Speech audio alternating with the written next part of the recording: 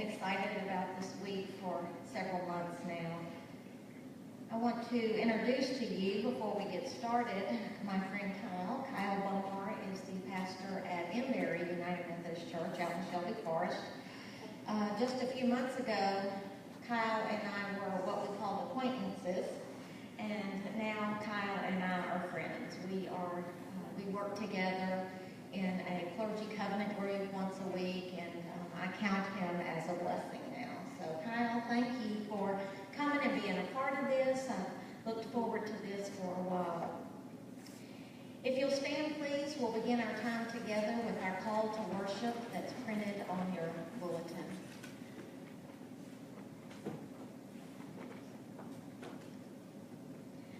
God, who is with us in this place, gather us near. Gather us among thy covenant children. God, who is walking toward Jerusalem, let us follow. Let us follow close behind, and by your Spirit make us brave.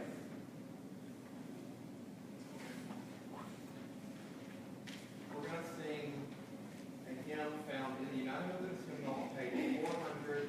Come thou fount of every blessing, singing all three verses.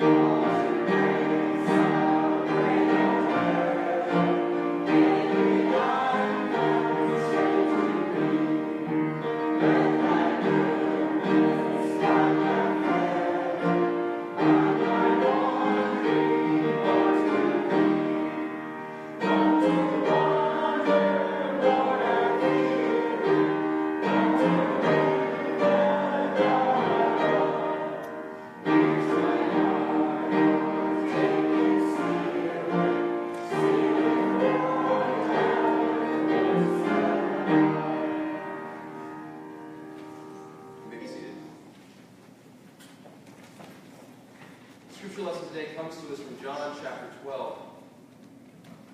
I'll read the text a little slowly this morning, and I invite you to close your eyes and to imagine the text, to see the text as you hear it.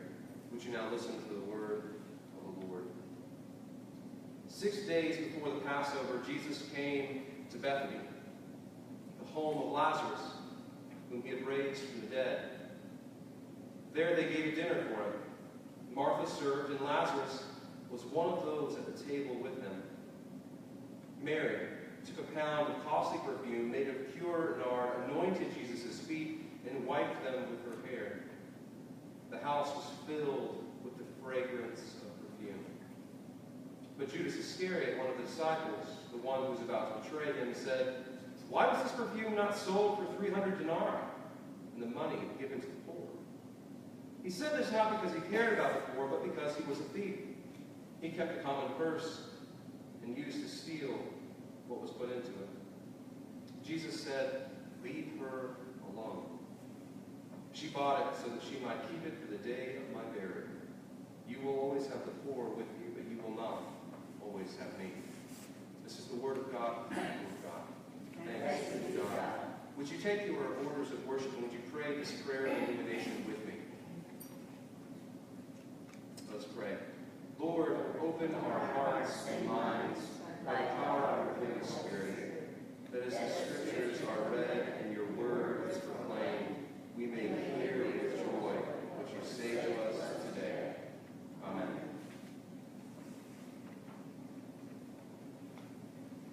Have you ever had a smell change your life? I've been known at times throughout my life, this is a little embarrassing, but since we're getting to know each other, you might as well start like that. I've been known to smell things throughout the day. This is especially annoying for my wife, who thinks this is a little awkward. This is one of those social cues that I never picked up as a child. I walk into a store and I immediately, what's that? Always curious. And my favorite smell is new book smell. Now maybe you've heard of new car smell, that's very popular. They even now sell air fresheners with new car smell for your old car. So when the new car smell wears off, don't worry, you can get the new car smell. But new car smell never did it for me. It's new book smell. That's the smell. I walk into a used bookstore and I pick up the book and I lift it to my face and I breathe in the memories. Paper holds the oils of your hands, the menthol from your cigarette. Whatever it is, it carries the smell. It carries the memories with it. Even when we go out to eat, this is what really gets my wife upset, is that I smell everything I eat or I drink before I consume it. Now, this isn't just a nice fine wine that you're supposed to smell. It's even soda, snacks, something she makes, the first thing I do. Then I eat it. And this can really bother her, and again, it's not exactly what you expect. But smell fascinates me. Most scientists think that 80% of what we consider taste is actually smell. 80% of what we think of as taste comes from our noses. Comes from the sense that we pick up as we're placing the food in our mouth, which is fascinating to me, especially, what if you didn't have smell? If you remember when you were a little child, your mother, when they gave you medicine, would tell you to hold your nose like this. It's because 80% of the terrible medicine taste is taken away when you close your nose. I had a friend who lost most all of their sense of smell.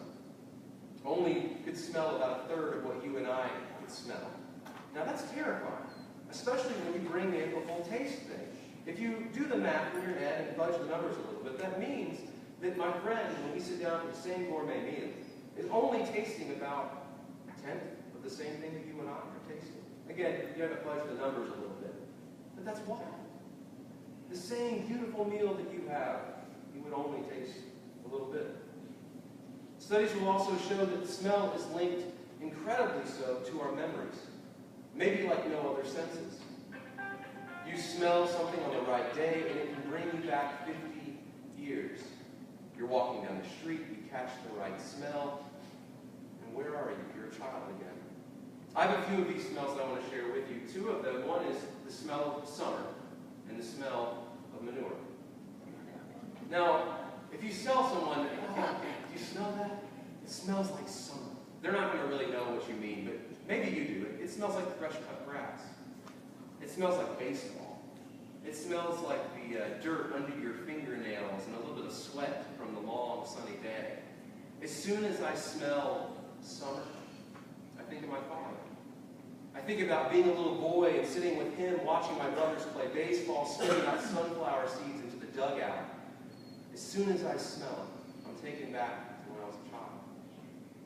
Also, when I was growing up, when I was born, I was a very sick baby. And my mother didn't trust me with just anyone. She was very protective of her only sick child. And so she found out at the church that we went to that there was a former nurse named Ruby who went to our church. And so she entrusted me, her one child, her sick little boy, to Ruby. And Ruby became my buddy. And even years after we left that church and we moved around, I would go year after year to visit my friend Ruby. And Ruby lived across from a cow pasture. And when we would spend time together. We would go across, we would see the cows, we would meet the farmer, we would get to see the calves. And over time, I realized that when I got a whiff of manure, I thought about breathing. Now, that may not be really what she's after, but it's a good smell to me. It brings me back to those sweet memories of being cared for by my very first friend. My grandmother would tell me, Kyle, I know I'm not supposed to say this, but I really like the smell of gasoline. And she liked the smell of gasoline because of a memory. Because when she was a little girl, her father would invite her to go pump the gas. And so even now, when she's an old woman, she gets out to pump the gas and she thinks of her father. Now, when I smell manure today, it's especially precious because Ruby passed away 2 years ago. And when my grandmother pumps gasoline, it's especially powerful because her father passed away. These memories carry with us sometimes beautiful, powerful memories. But the truth is, it's not always a positive memory. Sometimes it's a painful memory. A few years ago, I was working at a church, and a family told me that their house had burnt down several years earlier. They had lost everything because of some faulty wiring. And Dave, the father of the family, told me that even now when he gets the whiff of smoke, it takes him back to that painful place. He remembers walking through the rubble of his house, looking for heirlooms, looking for glimpses of photographs or memories to salvage from the ashes, and he could take a few back to his new place, but the smell of the smoke never left those items. There's something about a fire that just gets the smoke into whatever it is. So even now when he goes to a barbecue, when he has someone who's burning leaves outside, it takes him back to those painful memories. But Dave told me it isn't just painful for him. No, it also reminds him of the church. It reminds him of that beautiful little church that wrapped love around them when they lost everything. It reminds them of the comfort of God's people, because it was the church that helped them buy their clothes. It was the church that helped them get into an apartment while they were looking to their insurance claim to come through on their house. It was the church who was there to comfort them in the midst of their mourning. The church was also attached to that smell of the smoke. Our text this morning comes to us from John chapter 12, and it picks up after what can be considered Jesus' greatest miracle in the Gospel of John. Now, he's done a lot of great things. He's turned water into wine. This is a good party trick. He's healed a couple folks. This is exciting. And he's even now raised someone from the dead. If you remember this text that we probably heard just a few weeks ago, he hears that Lazarus is sick and he waits. Now, we're never told why. Not exactly. But when Jesus finally does show up, Martha comes out to meet him, and she's a little upset. He's already been in the tomb for 4 days. And she comes to him very boldly, and she says, Lord, if you had only been here, my brother wouldn't have died. What gives? But she continues. But even now, I know that God will give you whatever you ask. And Jesus said to her, your brother will rise again. Martha says, I know that he'll rise again in the resurrection, the end of the day. She comes to Jesus. She's boldly proclaiming her pain, and Jesus doesn't rebuke her. Jesus hears her. Jesus looks at her, and Jesus acknowledges her and says that he'll rise again. And of course, what does Martha do? She starts playing theology like I would. Billy and I could go have a conversation now. Now, when we talk about the resurrection, do we need to be in the time? Do we need a present reality? Is it a metaphor? We can go theologize for days, and I think Martha would be good at that. Oh, you know, I know that we'll be raised up later. And then Jesus says to her the lines that I'm confident he's been waiting for the whole gospel, right? Martha, I am the resurrection and the life. Those who believe in me, even though they die, will live. And everyone who lives and believes in me will never die. Do you believe this? And Martha says to him, yes, Lord, I believe that you are the Messiah, the Son of God, the one coming into the world. We need to pause for a moment and take note that John, the Gospel of John, has 2 points, 2 main objectives. And they tell us this very clearly in the prologue and in the epilogue of John's Gospel. Every story in John's Gospel has 2 agendas right up front. They want you to know and who believe in Jesus. And they also want us to see what it looks like to follow Jesus. So every story is not only about Jesus, it's about what does it look like to follow Jesus. And in this story, the raising of Lazarus, we get a glimpse of what that is. John wants us to know, what does it mean to be a disciple in every day of our lives? And we've seen this play out in all of John's Gospel. If you've been reading through the lectionary in the last couple of weeks, you've seen Nicodemus coming in the night. You've seen the woman at the well who meets Jesus. The blind man. All of those stories are about Jesus, but they're also about us. They're about how we come to Jesus sometimes in the night. They're how we sometimes are encountered by Jesus in the midst of the wells where we abide, where we are blind and cannot see. Today, in this text, Martha is the paragon of faith. Now, usually when we think about Mary and Martha, Martha gets the bad rap. We even have this phrase, oh, you're being a real Martha right now. I don't know if you've heard that, but I've used that one a couple times. When someone's being a busybody, when someone's taking care of something, they're missing the point, we say, oh, Martha. But in this story, Martha isn't to be dismissed. She's the one who shows us what it means to be a disciple. She comes to Jesus boldly. She proclaims her confession to Jesus, and then she proclaims her faith. I believe that you are the Son of God. In this passage, she shows us what it means to follow.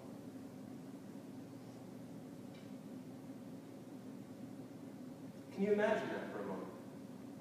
Again, there at the tomb, feet away from where her brother lies, the smell of death lingering all around, the smell of death working its way into her memories, ingraining itself in her.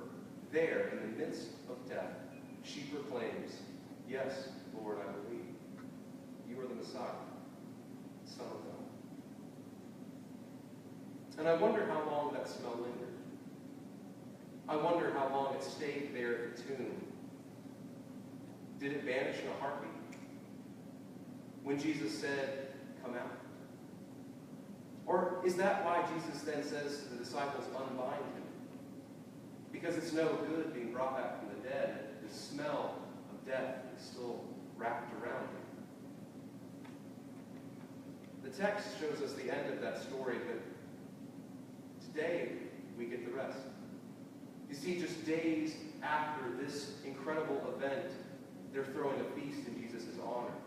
The house that was once filled with death is now filled with the smell of rich food and rejoicing, the finest breads and wines, all there to celebrate Jesus who has brought Lazarus back from the dead. And I wonder for a moment, that must have caused a little bit of anxiety, right? How do you repay someone who just brought your brother back from the dead? Could the meal have possibly been good enough? I don't know. Like I can cook. I love to cook, but I don't know if I can cook for Jesus. But there, as the party is going along, we're told that something else happens. We're told that Mary steps in, not to be outdone by her sister. She then breaks a flask of costly perfume, and she anoints Jesus' feet. And the smell, we're told, fills the whole house. Now, there's so many smells going on. The smell of death has been completely covered by rich food, wine, and now the smell of perfume is literally pouring on everyone, soaking into their clothes. Martha shows us what it looks like to have faith and to proclaim it boldly, but Mary shows us what that devotion looks like. See, it isn't Martha or Mary, we need both. They both show us what it means to be a disciple. This year's worth of costly perfume, incredibly extravagant.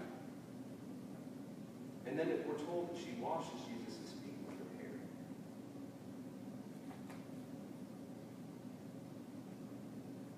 I wonder if you've ever noticed that it's only a few days later that Jesus will take Mary's place.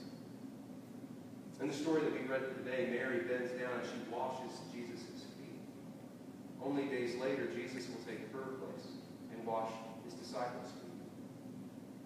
Have you thought that Mary is the one who's leading Jesus in ministry here? And I wonder when Jesus bent down to wash his disciples' feet, I wonder if that smell, the smell of the rich perfume, the smell of her costly discipleship, the smell of her love and her devotion, I wonder if it still clung to him. I wonder if it was on the cloak that was wrapped around his waist. And I wonder as he's washing Peter's feet, washing Judas's feet, I wonder if that smell brought a smile to his face, knowing even then that they would betray him, that they would leave him. Have you ever had a smell change your life?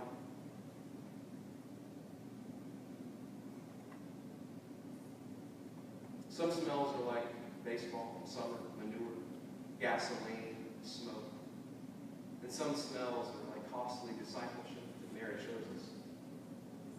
And we take for granted today that we can shower. Hopefully we're all showering on a regular basis. If we step in something that we don't like, we can get rid of it fairly quickly. But in the first century, that wasn't the case. In the first century, if you stepped in something you didn't want to, it would follow you around for days. Jesus then, as he walks into Jerusalem, he's not only covered with shouts of Hosanna, he's covered with the rich smell of this perfume. Can you see it? As the smell is giving him strength day after day. As he's taken before Pilate, as he's betrayed in the garden, as he's spat on and mocked, that smell still clings to his flesh. And I wonder if it made him brave. I wonder if it gave him strength.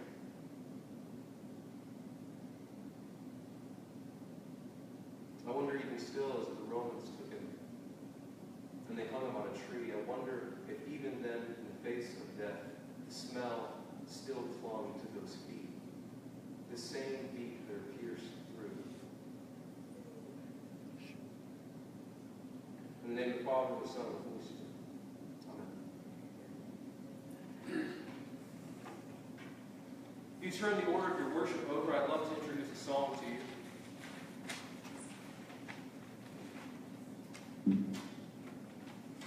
This song is called "I Come and Lay My Burdens Down."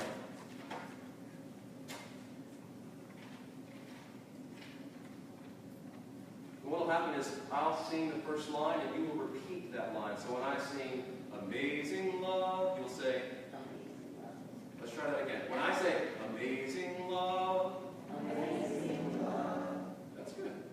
How can it be? How can it be That you, my God, that you, my God, would die for me? would die for me? And then we'll all sing together. Well, we'll sing "Amazing Grace," "How Sweet the Sound," and then the last line of the chorus, "I come and lay my burdens down," and we'll all sing together. By the second or third verse, we'll have this one down pat.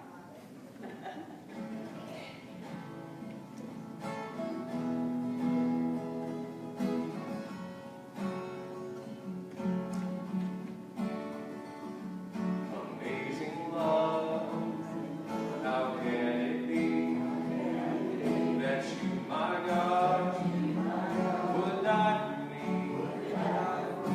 Amazing grace, how sweet the sound. Walk together. I come and lay my burdens down. Very good. Amazing sight, no longer blind. You touch my eyes, new hope I found. Amazing grace, how sweet the sound. I come and lay my burdens down. Amazing joy.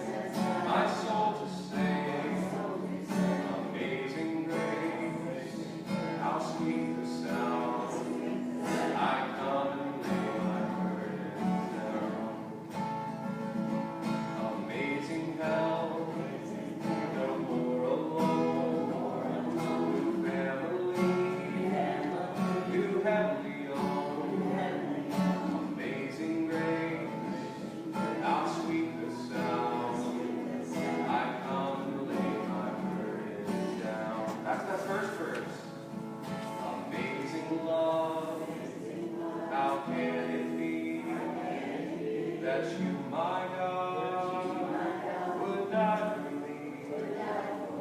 Amazing grace, how sweet the sound. I come and lay my burdens down. Great singing, y'all.